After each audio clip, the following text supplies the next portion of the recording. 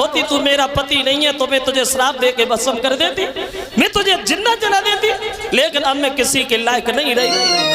और बोली है वो पवन रेखा राक्षस कि तेरा कोई सत्यानाश वो अब आगे धर्म बिगाड़ो मेरा।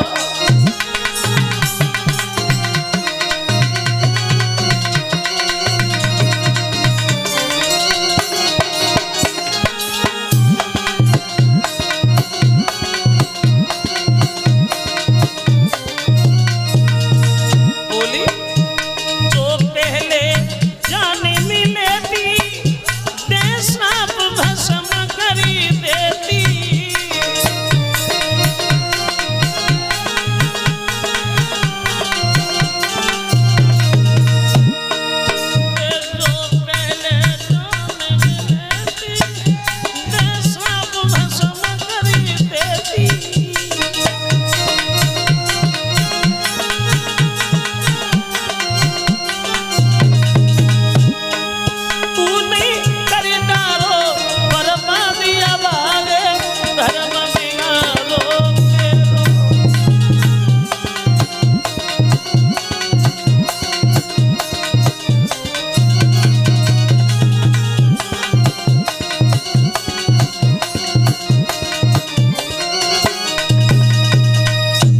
लगी ये बात अगर मुझे पहले पता होती तू मेरा पति नहीं है तो मैं तुझे श्राप दे के भस्म कर देती, मैं तुझे मिट्टी में मिला देती।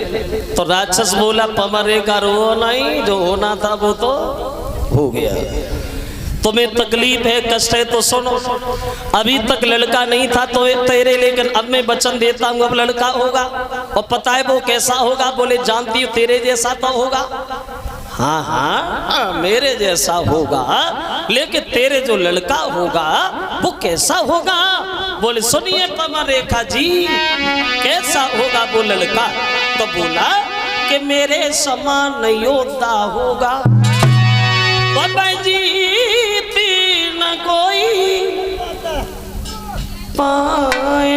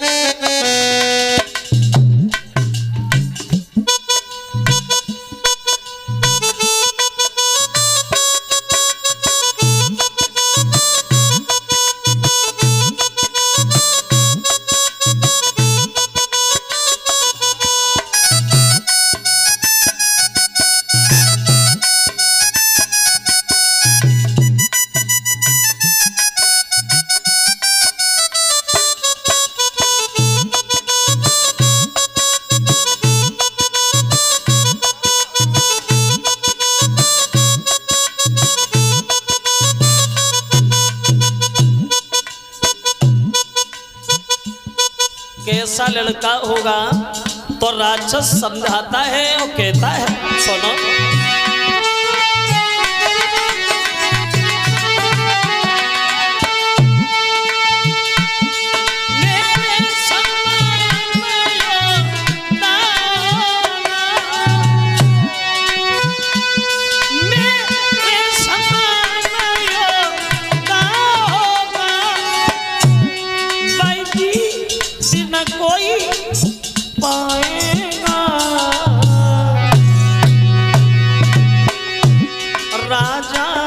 और नर की बात है क्या? बस इत्र हरि के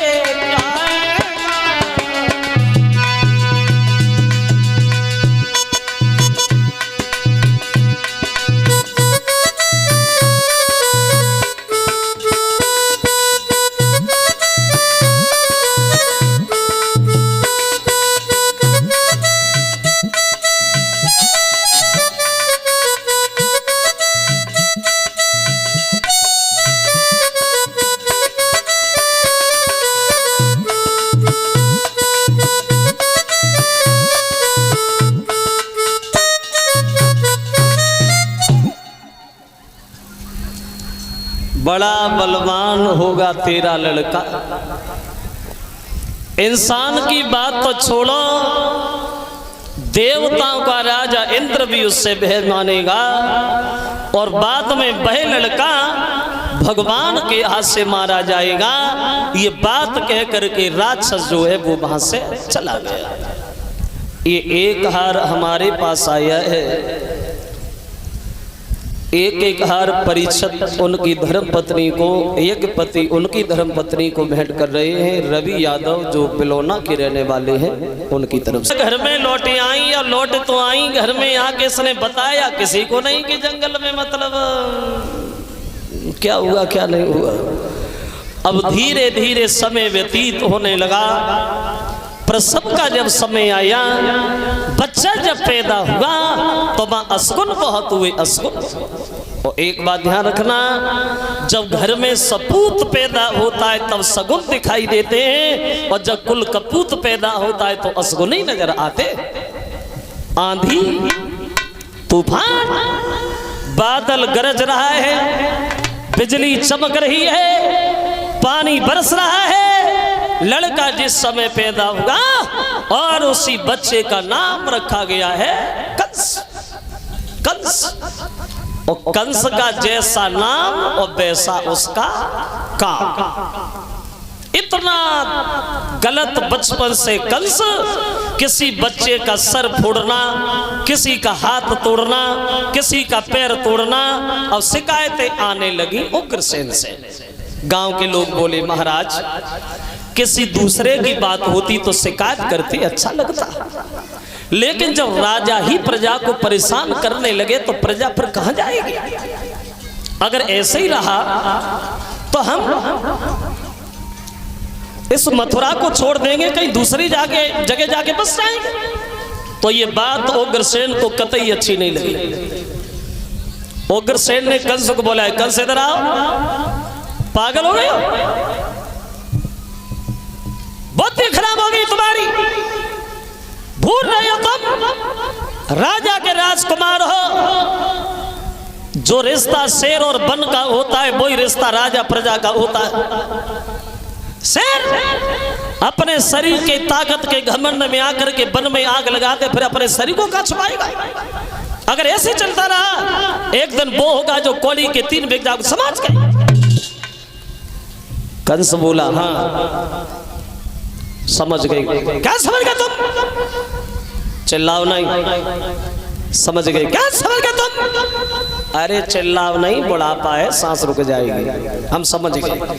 अब तुम्हें बुढ़ापे में राज्य नहीं, आराम की ज्यादा जरूरत है। सच बताना भाइयों, तुम्हें तो पता है कि हमारे पिताजी के ऊपर बुढ़ापा है, और ये भी जानते हो कि बुढ़ापे में आदमी की बुद्धि अक्सर खराब हो जाती। एक बात बताओ, अगर हम तुम्हारे राजा बन जाएं कैसा रहेगा? कोई नहीं बोला, बहुत कोई नहीं रहे। हम राजा बन जाएं कैसा रहेगा? कोई उत्तर नहीं आया। कंस के जो पीछे घूमने वाले थे और तो कोई नहीं बोला, वो ही खड़े हो गए। बोले महाराज अगर तुम राजा बन जा फिर क्या है, फिर तो बात ही बनी धरी है। अब कंस भागा, बूढ़े से पिता के सर से मुकुट उतार के अपने सर पे रख लिया, उग्रसेन के हथकड़ी बेड़ियां लगाई, मथुरा की जेल में डाल दिया। तुम आराम करो, तुम्हें आराम की जरूरत है, राज्य हम करेंगे। कहो कैसी रही? बैठ गया गद्दी पे कंस, वैसे करेला करू नीप और पोड़े हो। अब कंस ने सभा में सबको संबोधित किया। हमारे इस दरबार में बैठे हुए सभी भाई, आज तक तो हम तुम्हारे राजकुमार थे, लेकिन आज के बाद राजा होने के साथ साथ तुम्हारे भगवान है भगवान।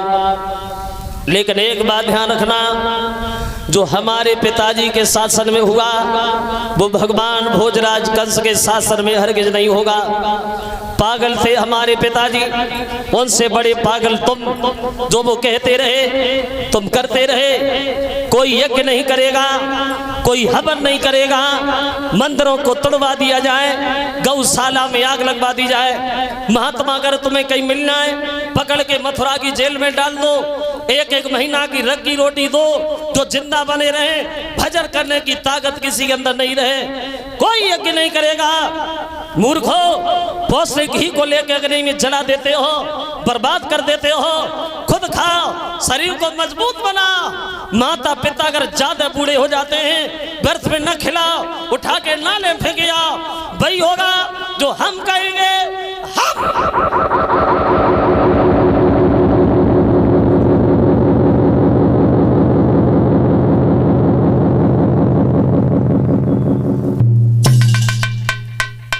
कंस जिस समय राजा बना तो कानून नए नए तैयार होने लगे।